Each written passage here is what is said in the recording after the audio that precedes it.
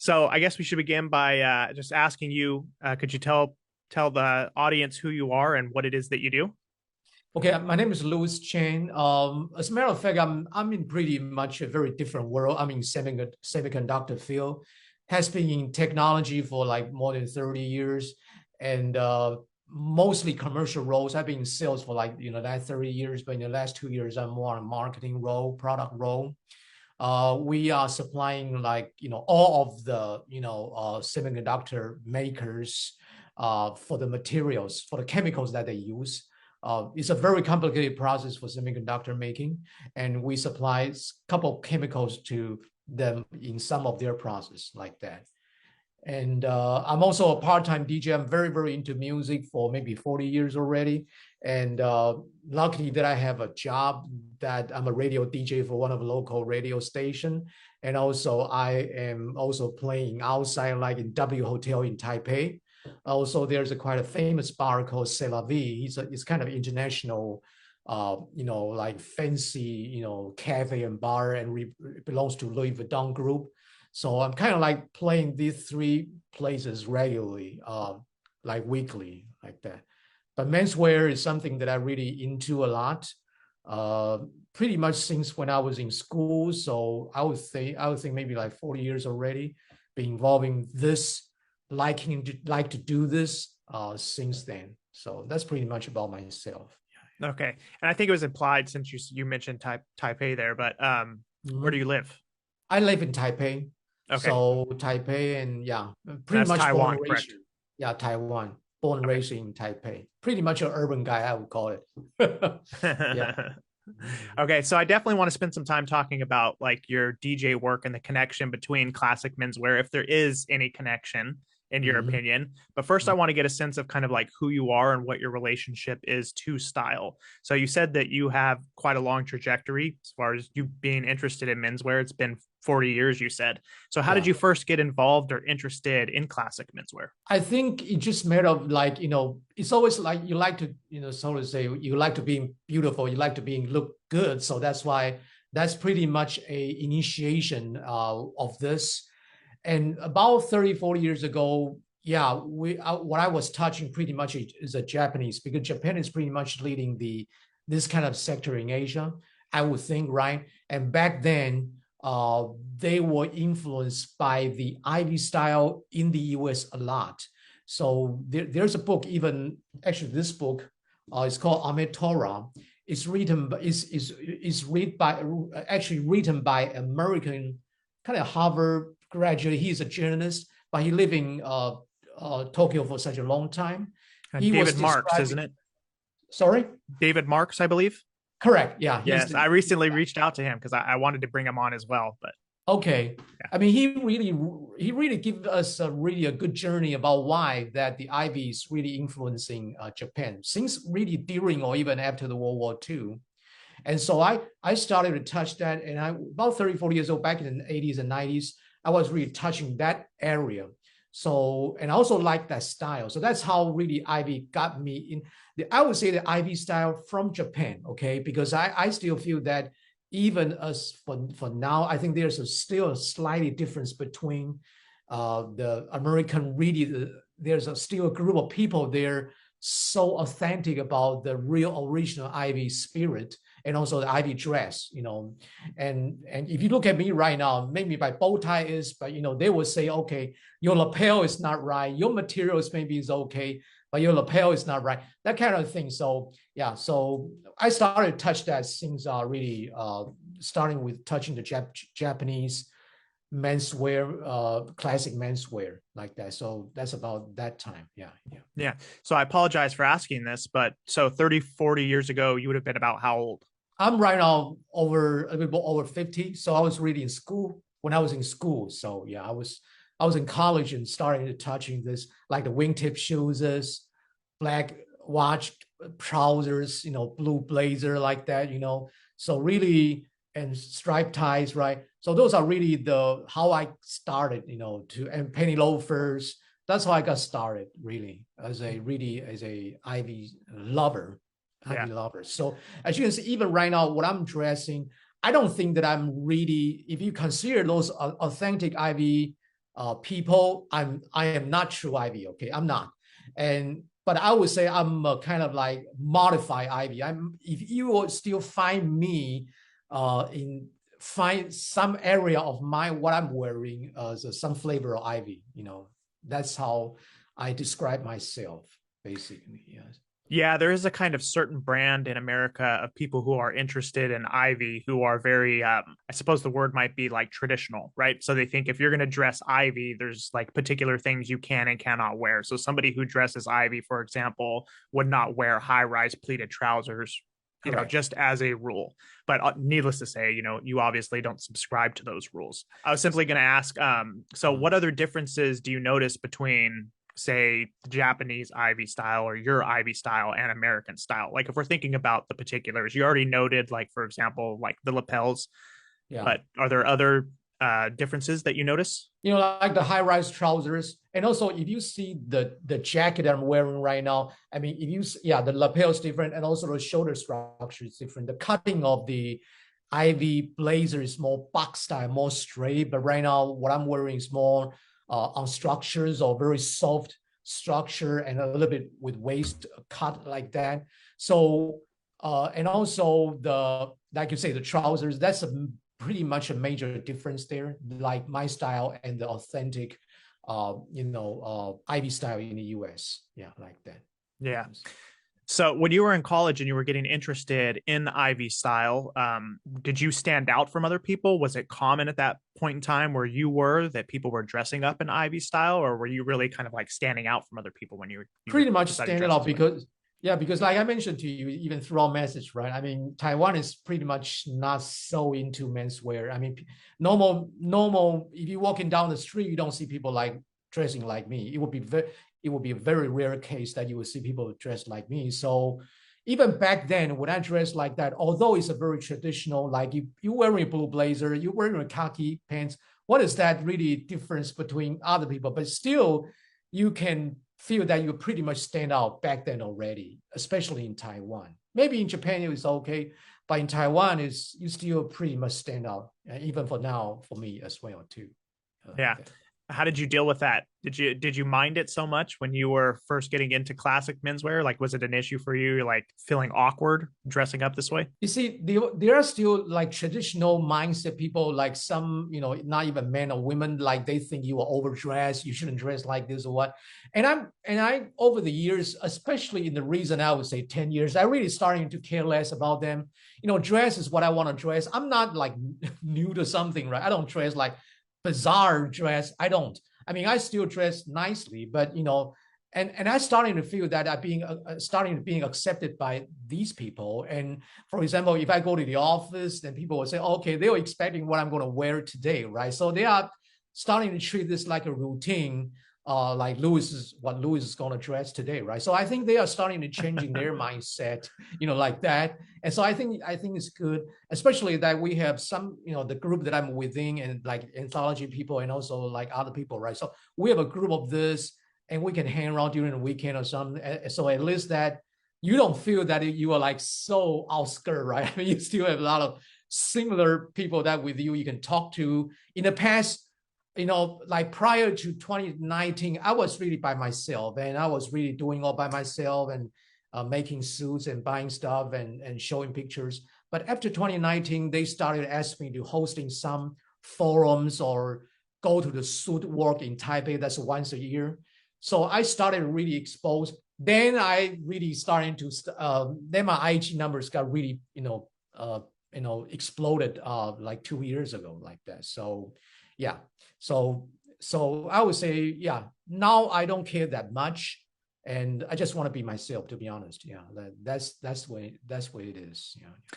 Yeah, to be honest, that's one of the things that drew me to your Instagram page and made me actually want to speak to you to begin with, is that you have a very authentic style. And it seems to me like in some ways you kind of break some of the rules, and I use that, hypothetical rules, the Yeah. rules of classic menswear. And you're really able to shine through as far as like having an authentic style. When I look at you, it's like there's a person who has a good sense of what it is that he likes, and he wears it without care, so to speak. Yeah. Yeah. Yeah. Yeah. Yeah. Yeah. So yeah, that's pretty much me. I try to do a little bit tweak, like, people would say like three colors. Basically, you have three colors, right? But right now, I always say that I don't care that much about like my pocket square and my socks. I think these two elements you can really let them stand out, even you have like 4 or 5 colors within on you, right? So if you can manage well, you can do that without too sort of our strange or bizarre, looking like that. So yeah, yeah, you're right. I'm trying to break some fundamentals or the rules because I think you want people to see you, to watch you. That's true, but not in a strange way. So I'm trying to strike in between very traditional or very like crazy. So I don't want to stay in that area where people look at me and say, okay, this might be a good try, that I can do like that. Yeah. I would say that it comes off very natural. Like just looking at your pictures on Instagram, like I see what you're wearing, and it's just like that looks really good on you, despite the fact that it's perhaps not following the rules. So what I wanted to do just momentarily here is just kind of share screen for the people who are watching. And Okay. I wanted to show actually some pictures from your Instagram just to give them a sense of what it is that we're talking about. So people who aren't familiar with like your page here. So I was looking at your Instagram before we were speaking, and I was just looking at like this particular outfit that you're wearing here. And I was just looking at it, I was like, this looks incredible on you.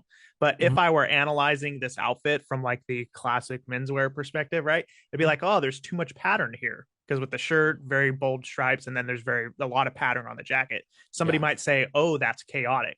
But Yeah. looking at you, I was like, this just looks so good. And it looks so natural on you. Yeah. I mean, people would say, okay, I mean, with this, checks suit, oh, you need to go with a solid, collar shirt, Exactly. right? Yeah, And exactly. there's as long as I'm not putting a check shirt, I think the striped shirt goes quite well on it, to be honest. Yeah, and I would definitely would not put on a check trouser, right? Then that's crazy. So I just put on a pretty much a cream or khaki color. As you can see that the socks also pretty much stand out. I really don't. I mean, that blue still goes with the blue element on my blazer. But I mean, yeah, I pretty much care less when I'm choosing the socks, like that. Yeah, yeah. And that's another thing I was going to note about your style is that you seem to have like a flair for patterns. You seem to really love patterns. Like, how is it that you develop this interest in patterns? To be honest with you, even for like classic menswear, I mean, the choosing of the fabric and how we wear is pretty, I mean, compared to like, women's, I mean, we're still very, limited. I mean, of course, I can choose a striped suit, but I personally feel that if you have a striped suit, it's just pretty much hard to go with other stuff. So for the striped ones, I really not so much. So that's why I'm doing like Prince of Wales and also window pane checks, that kind of stuff, and try to play around with the colors of it. And that's pretty much I will do. And for solid colors, like this one, just recently I made it. I don't know how you call this, but it's probably a beige, kind of dark beige, and it's a Irish Donegal. And I personally during winter, I love the flannel and I love the Donegal pattern. Just really like that, feeling. So I'm pretty much uh, swimming but in all these elements. For the checks, maybe a window pane, I might choose a bigger one because I feel that everybody is doing. I just don't like to follow like what everybody's doing. If he's making that fabric, I normally don't make the fabric that other people already chosen. I always like to stay away. If my friend he made that suit, then I'm not going to choose that fabric, no matter how much I like that fabric.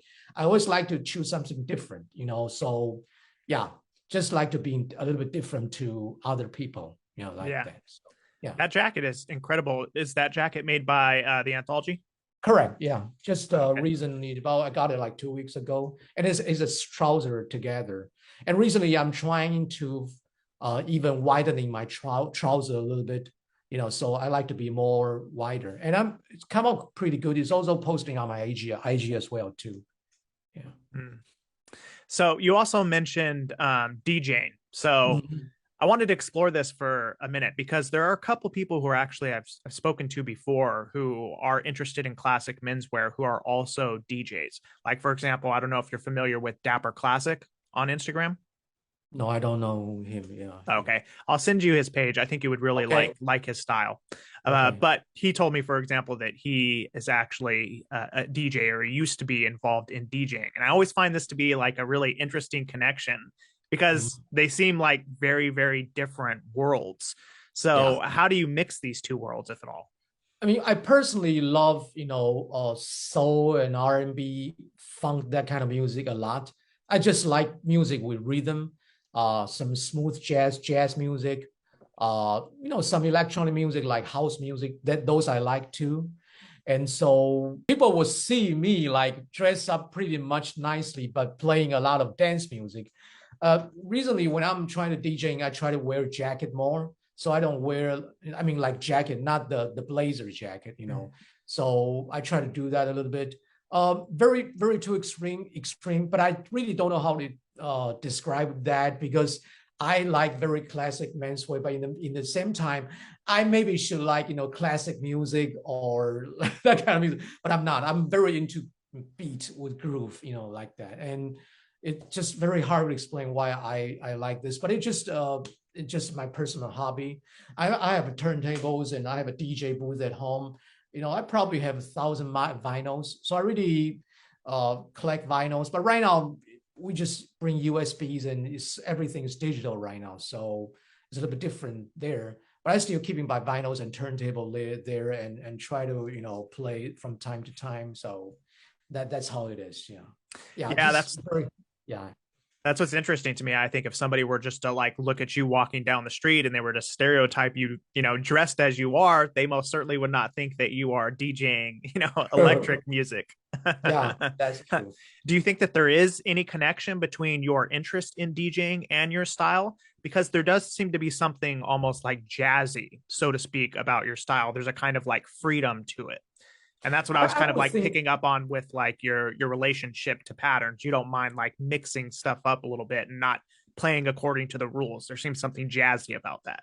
yeah, Miles Davis, he was a people call it like Black Ivy, right? I think I think that people who appreciate music, they definitely have a certain taste within they judge things or within they see things.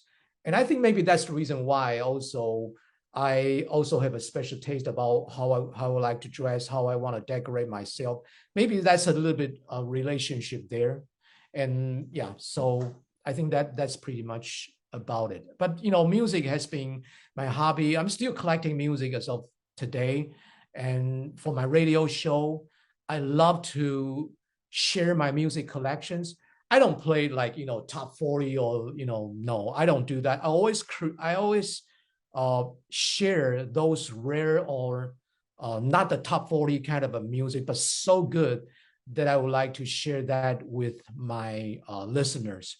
So DJing, I mean, it is an income, but comparing to my main job is relatively low. But however, it is a passion. People always say like, okay, if your interest, your passion is your job, that's really the best outcome of your life. But so yeah, I'm doing music, making not so much money, but at least I think that's a kind of a sharing, self fulfillment. And every time when I go to DJing, I goes there with a passion, with a happy mood like that. So I think that's why I like this job, to be honest, and sharing music. Even I would say even if I don't DJing, I still be collecting music because that's really a hobby of mine like that.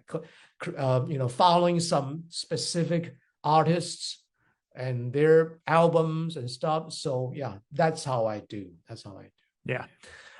So you mentioned there Miles Davis and Black Ivy. Did you happen to read that book? I only briefly because at the one of the place that I visited, Uncle Ju, they also sell some classic menswear stuff in Taipei. They have that book.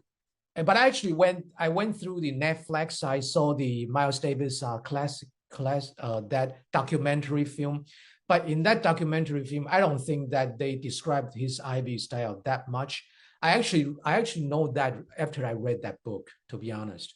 I didn't know that actually he was so stylish during a period of time that he was so into, yeah. Even there's a shirt maker in Japan called Kamakura, and they are selling in Taiwan. They have a distributor here.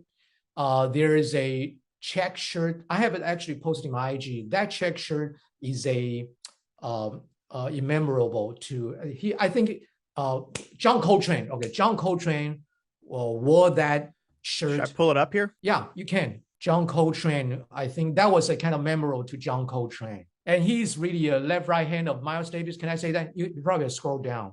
I believe it's there. Yeah. Where? Scroll down, please. Oh, sorry. More previous ones. More previous, I guess. Looks like you're gonna have to bust it out again. It's been a while since you wore it. I will send you. Maybe it's Okay. not here. I'm not so sure. You're gonna have to dust that thing off. Yeah. One of the things that's really remarkable about Miles Davis is the way that his style changed over time, the way that it evolved. Like it's very, very fascinating to look at the images of him in the 60s all the way through the 80s. And he just really went with the times. It's really cool to get like a snapshot of the era. Yeah. Plus, his music is incredible. I mean, he even probably some funky stuff towards to the pretty much the later stage of his albums. And I couldn't believe that he really can make that such a funky, music. It's totally different from what his roots is, it's very different. Yeah, you're speaking to his music. I was talking more about like his like clothing style. Oh yeah, you're correct as well. Like the way that his music changed. The sounds in the 80s were wild compared to some of the 60s stuff. Personally, I'm more a fan of his 60s stuff, but it's interesting the way that he changed over time. But for me, John Coltrane has a special place in my heart. Okay, good. Definitely. I mean, they cooperate for such a long time, right? Am I correct? Yes. I believe actually John Coltrane was in a band with Miles Davis when he was coming up. There's a terrific book by Robert Greene called Mastery. And basically the premise of the book is how to develop mastery in a particular skill or craft. And in part of the book, he discusses how it is that John Coltrane developed his unique jazz style. And I recall him saying at some point in the book that actually John Coltrane was a part of Miles Davis's band before John Coltrane went out on his own and did his own thing. It was part of his apprenticeship, so to speak. Got it. Yeah. And you could see the influence as well, like if you listen deeply to the music. Okay. Yeah. So how is it that you developed this interest in DJing? How did you even get involved in that in the first place? Actually, it's just because, I love music, right? So I started to just do the turntables, and I like to do a little bit scratching myself and all that. I did not, nobody actually teach me how to mix the songs. So like you have to put the big matching when you're DJing. I really started myself back in the 80s, retrofitting my turntables into start stop, that kind of stuff. And then about year 2020, 2 years ago, I have a friend who worked in the radio station, and he's hosting a show, and he need a person who will rotate with him. That's how I got into the radio. I say, okay, let's do it. But on the radio, you just play song by song. It's a little bit different. You need to speak, and that's how I got into radio DJing. And since that day until now, I'm still doing it every weekends. That's how I started. I'm not like, I'm actually like, I want to be a DJ, so I want to train my voice and go to school, like how to do a personality. No, nothing. I haven't gone through any of the DJ training. I just go in and start and introduce my music and talk on the radio show. Yeah. And on the outside DJing, like really on clubs and stuff like that, I have some mixing skill. And so about, 15 or 17 years ago, I just approached myself to a DJ sort of a manager in one of the club in Taiwan. So kind of like went to him to myself, and he accepted me. So that's how I started to my, bar and club DJing like that. So yeah. And since then, it become a regular thing for me. And I've definitely so many friends in this industry in Taiwan. So kind of easy to get a job or get a gig. Sometimes I also play in some people like, who doing the street dancing, like they do the popping dance, right? Battles, right? Or these people, these dance teachers, they teach in the dance classes, and there are some occasion that they want to DJ, they want to dance by themselves. And I joined a kind of a series called Funky, and the key to the funk, so Funkey. And so I was playing that every 2 months for pretty good 3 years. And that you see a lot of good dancers, popping dancers and locking dancers. And that venue is, I love it because I really can play the stuff that I really like, really the soul and funk stuff, which they love too. So like that. Yeah. Is that where your Instagram handle came from? The funk?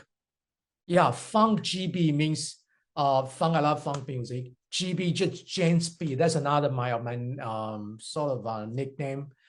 Gentleman with beat. So Jen Speed. That's kind of I like that. That's nice. That's a cool name. Beats, what you, yeah, that's how it is. So I wanted to get a kind of sense of how it is that you go about assembling your outfits for the audience here. You know, for somebody who comes to your page and looks at your style, they're going to say, oh, that's extremely unique and nuanced. So how is it that you go about assembling an outfit on any given day? Are you kind of like, do you really like plan it out, or are you just kind of like freestyling a bit? I might be thinking like what I'm going to wear tomorrow. Like today, I'm probably thinking what I'm going to wear tomorrow. So I do plan a little bit. My philosophy is that I do not want to be too funky or too crazy. So if I have a check suit, then I would definitely have a solid color trousers, and the other way around too. That's really my basic idea. And of course, sometimes I wear a suit, or I wear a different upper and lower in solid color too. But I definitely would also play a color coordinates as well too. And 3 color element, I do that, but like I mentioned, I don't really care too much about my pocket square and also my socks like that. And my recommendation to the newcomers that remember Steve Harvey always saying that you have 5 suits and then you have like 10 shirts, whatever, then you come up with like 70 or 100 or 75 combination. And I really tend to agree what he was saying. I mean, if you know what he's saying, then you know what he's saying. But as a first suit, I think what you should invest in is a gray suit. That's how I feel. Either it's a light gray or dark gray. And after that, I think I'm talking like Steve Harvey now. So after that, you will buy a blue blazer. Okay, no matter it's gold button or without gold, even Ivy style or no Ivy style, but blue base blazer is something that you really need to invest.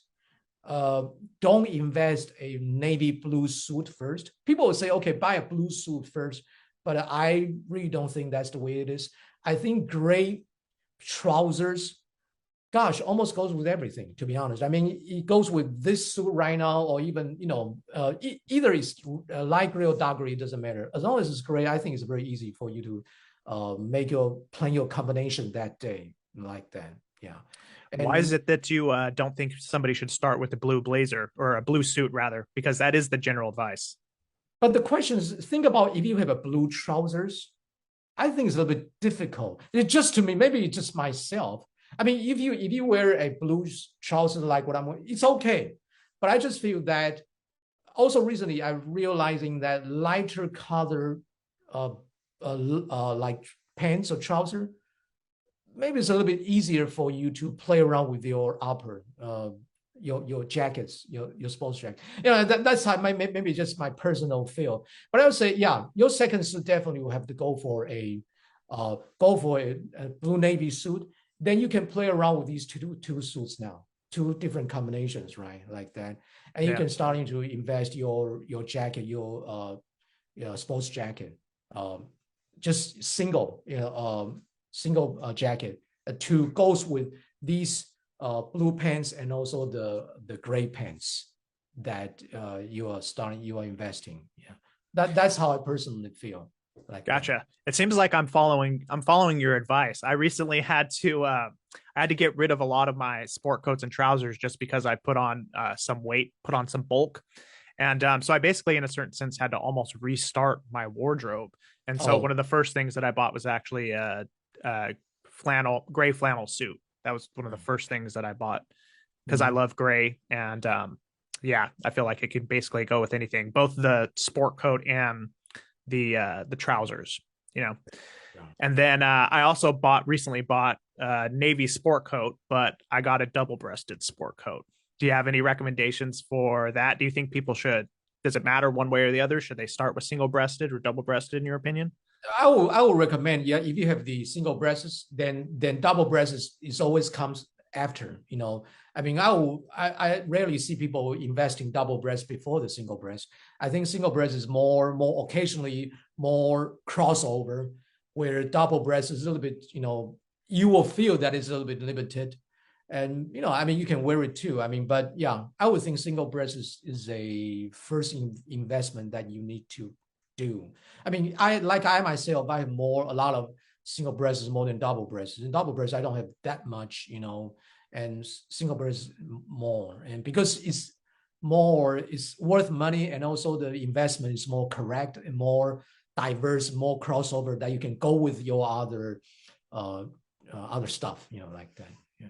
Yeah, it seems like with a double breasted jacket, there's that expectation there, I suppose, that it's a bit more formal of a jacket, right? When Yes. you have the double breasted and you have the peak lapels, that's the expectation.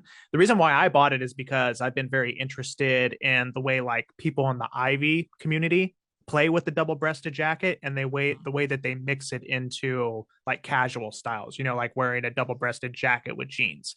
That's why I decided to do it. But Yeah. that I just always really like that particular look. I was like, I'll try it out. Yeah. And even I don't know. I mean, if you heard the terminology to call rocked ivy, meaning that you might be wearing a blue blazer, right? But you are wearing a like army chino, or like with couple pockets on the side, right? Those military trouser pants. I do that too, and what that was I see a what lot. Ivy style? Sorry, what Ivy style Rock, was that called? rugged, or Rugged. Oh ruggedized. yes, rugged, Yeah, rugged. Yes. rugged. So yeah, they do that, and so I have so one of my good friend. He is really the leader, not leader, but he's really icon of Taiwan for like work and military wear, and their knowledge about those is incredible. They will tell you like which year, like during the war, why they should wear that, why that pocket needs to be like that in functional. So they have I have a group of people who really into those, and they starting to play around that too. Play, if you know, he takes out my picture. His name is called Play, and they really do that a lot. They will wear a tie, wear a jacket like a blazer, but they will wear like a military pants and with the loafer, right? And I really like that because you really starting to bring more stuff into your wearing and more style that you can create by mixing the military and workwear with the classic menswear. And reason 2 years, because I know Play about 2 years ago, and I started to learn from him, because like I will wear a the flight jacket the way the jet fighter guys were wearing, and I put on maybe a jeans, or maybe I put on even a trouser with a loafer, and maybe I'll wear a shirt inside and wear a bow tie or tie. They sometimes do that too. And just one of my recent posts, I wear a Levi's 507, and I put Mhm. on a jacket, and I receive a lot of our good on that one. I thought people starting to see that that's a kind of a good mix. You are starting to mix in different kind of sectors together, but you really look good and manage it nicely. Yeah, so maybe you Yeah. can try. I don't know. Is That's quite a good style. Yeah, quite a style like that. Yeah. Do you think that's what attracted you to Ivy style? Was that it allowed for a certain degree of creativity with No, dressing? actually, when I started Ivy, I didn't think about even I can mix that. I started mix this maybe just like 3 years ago, after I know all these friends, right?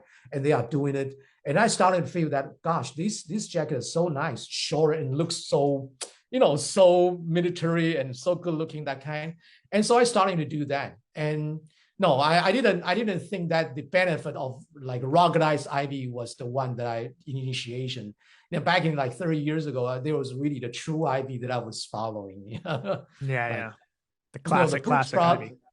yeah, the J Press, the Brooks Brothers, those people, those kinds. Yeah.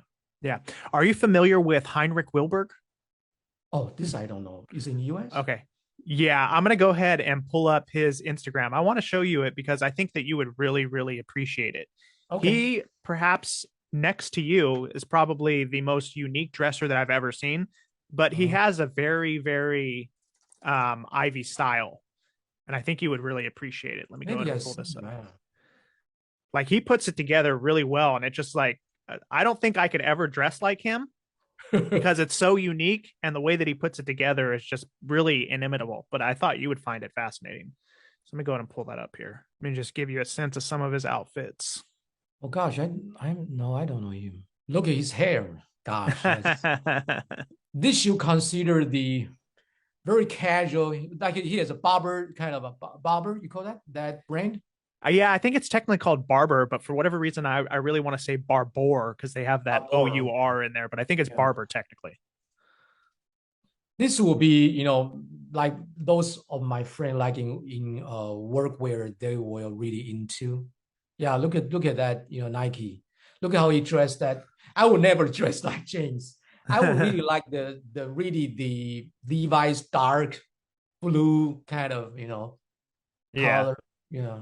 I think that's a kind of American thing, the blue Yeah. jeans like that. But yeah, anyway, Oh, I thought I'd just share that with you. I thought you'd really appreciate his style. I can send you please. his profile in a message. He's American? Yes, American. Well, actually, he's American now. I think he just recently got his citizenship, but I think he's originally from Norway. And what kind of his background is? Or do you know he's like He's a professor. I actually spoke with him on my channel. There's an interview if you want to check it out. I think you would find okay. it really fascinating. He's an extremely brilliant guy, extremely brilliant, and obviously very influenced by Ivy style. Mm. So are you originally from California or? Yeah, I live in California and I'm actually from here. Technically, I was born in Las Vegas, Nevada, but my parents moved to California very shortly after I was born, so I never actually grew up there. I travel to US a lot. Of course, not these 3 years. I'm actually going to US next month, and I will start travel. And so I always love to go to the United States. I love the culture there. I love the people. And I work for a foreign company since I really entered the society. So yeah, my style and also the way that I think and do things are very, quite American sort of way to do it like that. So sometimes I'm being not be very being appreciated by here because I'm in Asia, right? So still you have that traditional you have to follow. But anyway, it Yeah. is what it is. Yeah. When you come to America, where do you usually go? No, actually, our headquarters in the US is in Tempe, Arizona. Oh, And okay. this time, I love San Francisco, so I always like go via San Francisco, right? So I would stay in San Francisco like 2 nights, and so just to live there, walk around there, Union Square, So I love that. Boston is the second city I really love. They have a really kind of still a very old antique Brooks Brothers there. But I was told that Brooks Brothers closed entirely in the U.S. Is that right? Or for the retailers? Or I know they are still selling in the internet, but I don't know in the actual store. That's a good question. To be honest, I'm not entirely sure because I've only ever been to Brick Brothers online. I've never actually been to a Brick Brothers in person. Oh, okay. So I've been to their. I was told they closed the San Francisco one. That's really disappointing because that one is really good. But the one in Boston is really still that I don't know antique like 90 I don't know 80s or 90s that kind of building there, and just love to being there like that. Yeah, Yeah, absolutely. yeah. So, last thing I wanted to kind of like discuss is the quote on your Instagram. Might be an odd ending, but I think it's interesting nonetheless. So, the quote on your Instagram is, let me pull this up here. Do you recall it off the top of your I head? know, but do you know? You want to read it out? That's fine with me. I think it was something like "Clothes maketh the man. Naked Mhm. people have little or no influence on society." Something to that Mhm. effect, correct? So, who is that quote by? Actually, Mark Twain. Ah, very Mark American. Twain say that because actually I did not have much space to put on words. Otherwise, because I have limited space on that Instagram, right? So I actually delete the Mark Twain. Yeah, he said that. And so what I mean is that you really need to pay attention to where because especially like in society in Taiwan or Asia, people will think, okay, you have to dress low key in order to be good. And I don't think that's good too. But in some ways that if you are meeting a people or you want a meeting with somebody, the first thing they see is you, right? And so I think you need to at least dress, not necessary to be nice, but at least you need to dress okay or good. So you need that people to being impressed by you. That's what I'm trying to be.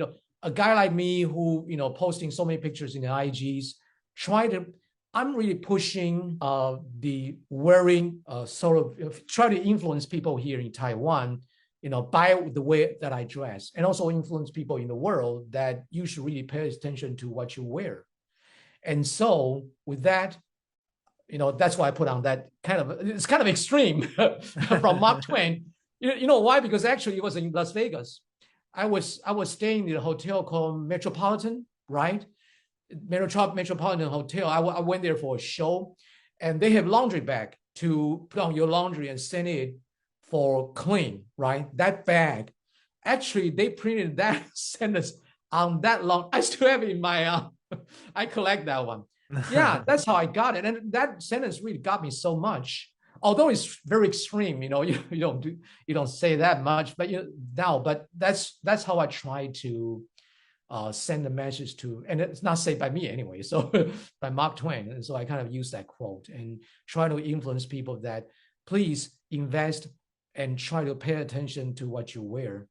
And I always think that if you dress okay, nice, you are paying respect to the people that you are meeting with or you hang out with. That's how I feel. Yeah. Yeah.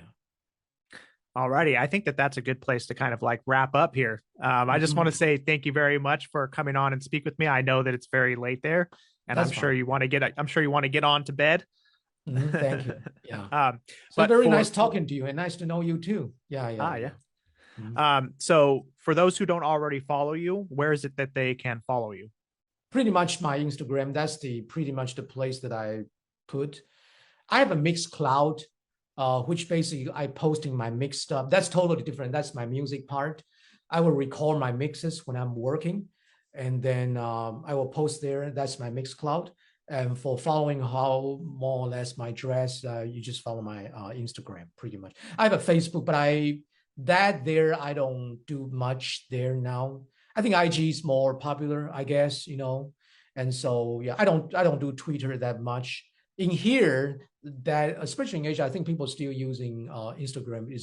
Facebook still a lot if they want to describe something, but because for dress is really pretty much related to image and video, so that's why I posting Instagram like that. Yeah. All right, and that's funk_GB, right? GB, correct. All right, yeah. And I'll make sure and put that down in the description box below. Well, once again, just thank you very much for coming on and speak with me. I'm sure we'll keep in touch on Instagram, and I'll let you know about posting all this stuff.